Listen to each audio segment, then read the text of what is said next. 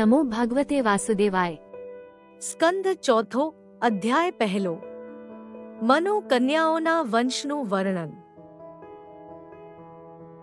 મનોસ્તુ શતસ્યાયા તિસ્રઃ કન્યાશ્ચ જગિરે આકુતિર્દેવ હુતિષ્ઠ પ્રસૂતિરિતિ વિશ્રુતાઃ। મૈત્રેય કહે છે, હે વિદુર, મનુને શત્રુપા રાણીને વિશે આકૃતિ, દેવકૃતિ અને પ્રસૂતિ આ 3 પુત્રીઓ થઈ હતી। રુચિ ઋષિને મનુએ આકૃતિ આપી, દેવહૂતિ કરદમને આપી, પ્રસૂતિ દક્ષને આપી।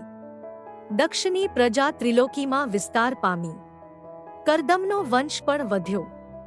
વિદુર કહે છે, હે મૈત્રેય, અત્રિ ઋષિને ઘેર બ્રહ્મા વિષ્ણુ અને શિવ શું કરવા ઉત્પન્ન થયા એ મને કહો। હે વિદુર, વિધાતાએ અત્રિ ઋષિને સૃષ્ટિ કરવાની આજ્ઞા આપી, તેથી અત્રિએ એક પગે ઊભા રહીને વનમાં 100 વર્ષ તપ કર્યું।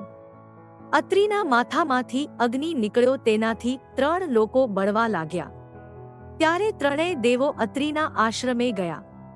ત્યારે અત્રિએ પૂછ્યું, મેં પુત્રને માટે એક જ દેવની આરાધના કરી છે, છતાં તમે 3 દેવો કેમ આવ્યા? દેવોએ હસતા હસતા કહ્યું, તમે એક તત્વનું ધ્યાન કરો છો, તે અમે 3 રૂપે છીએ।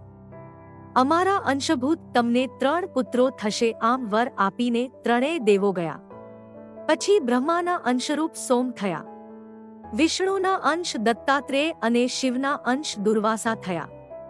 દક્ષે પ્રસૂતિમાં 16 કન્યાઓ ઉત્પન્ન કરી, તેમાંથી 13 ધર્મને આપી, એક અગ્નિને, એક પિતૃઓને અને એક શિવને આપી।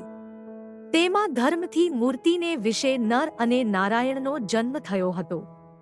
એ બંને પૃથ્વીનો ભાર ઉતારવા માટે કૃષ્ણ અને અર્જુન રૂપે થયા હતા। ચોથા સ્કંધનો પહેલો અધ્યાય સંપૂર્ણ।